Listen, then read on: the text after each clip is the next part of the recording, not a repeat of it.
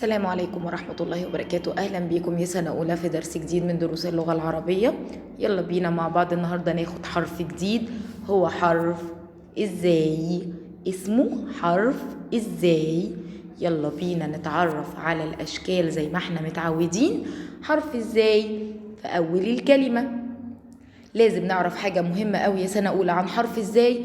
هو حرف من الحروف البخيلة اللي بيتصل بحرف قبليه وما بيمسكش في حد بعديه في وسط الكلمة وفي آخر الكلمة، يا إما متصل بحرف قبليه يا إما منفصل.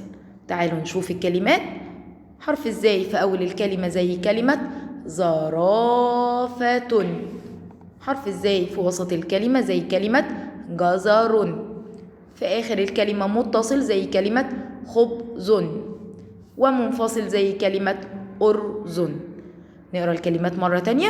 في أول الكلمة زي كلمة زرافة، في وسط الكلمة جزر، في آخر الكلمة متصل زي كلمة خبز، ومنفصل زي كلمة أرز. أول سؤال عندي بيقول لي ارسم دائرة مكان صوت حرف إزاي. مديني مجموعة من الكلمات وعايزني أشوف حرف إزاي في أول الكلمة ولا في وسط الكلمة ولا في آخر الكلمة.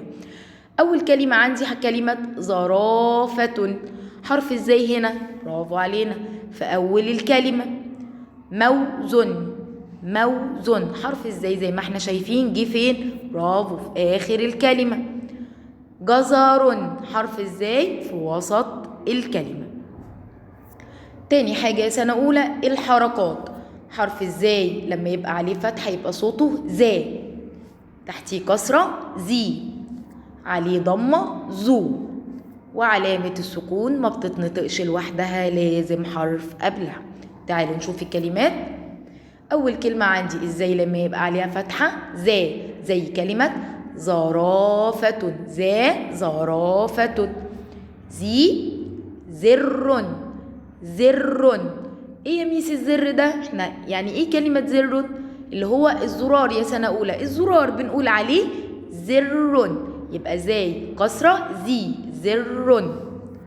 زي عليها ضمة يبقى صوتها زو. زجاجة. زجاجة. وعلامة السكون زي كلمة مزرعة، ما بتتنطقش لوحدها، لازم حرف قبلها، وهنا الحرف اللي قبلها هو حرف الميم. مزرعة. تعالوا نشوف السؤال مع بعض. بيقول لي ضع زي فتحة زي كسرة زي ضمة وزي سكون مكان النقط. مديني مجموعة من الكلمات. أول كلمة عندي غزال. غزال زي، يبقى هنا برافو زي فتحة. زهور. الكلمة اللي بعد كده زهور. زو برافو زي ضمة زهور. الكلمة اللي بعد كده مزرعة. مز، أنا وقفت هنا عند حرف إزاي؟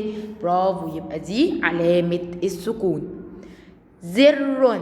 زي زر، يبقى آخر حاجة عندي زي كسرة. السؤال اللي بعد كده بيقول لي اكتب صوت حرف إزاي. ناخد بالنا يا سنة أولى هنا كويس قوي. أول ما يقول لي صوت يبقى عايز السكون مع اللي قبله والمد مع الممدود. لو فتحة لوحدها تنزل لوحدها، كسرة تنزل لوحدها، ضمة تنزل لوحدها، سكون أو مد مع اللي قبله. تعالوا نشوف الكلمات. عندي هنا أول حاجة زجاجة. صوت حرف إزاي هنا إيه؟ زو، يبقى زي ضمة. زر. صوت حرف إزاي هنا إيه؟ زي كسرة. مزرعة. صوت حرف إزاي هنا أول ما عيني تيجي على حرف إزاي لقيته سكون، وإحنا اتفقنا إن علامة السكون ما بتنزلش لوحدها، لازم حرف قبلها، يبقى صوت حرف إزاي هنا مزرعة. تعالوا نشوف السؤال اللي بعد كده. بيقول لي أدمج الأصوات. سؤال أدمج الأصوات ده سنة أولى معناه إن هو مديني مجموعة من الكلمات متقطعة إلى مقاطع صوتية وأنا هرجعها كلمة صحيحة تاني. أول كلمة عندي كلمة ذا. با زبادي، يبقى كلمة زبادي. الكلمة اللي بعد كده زهرة، يبقى دي كلمة ايه؟ زهرة. آخر كلمة عندي غازال، يبقى دي كلمة غزال. السؤال اللي بعد كده صل المقطع المناسب. والمقطع هنا يا سنة أولى معناه إن الصوت الطويل للحرف زي إيه؟ عندي زي ممدودة بالألف، زي ممدودة بالواو، زي ممدودة بالياء، هنا الصوت الطويل للحرف. طيب تعالوا نوصل كل مقطع بالكلمة المناسبة ليه.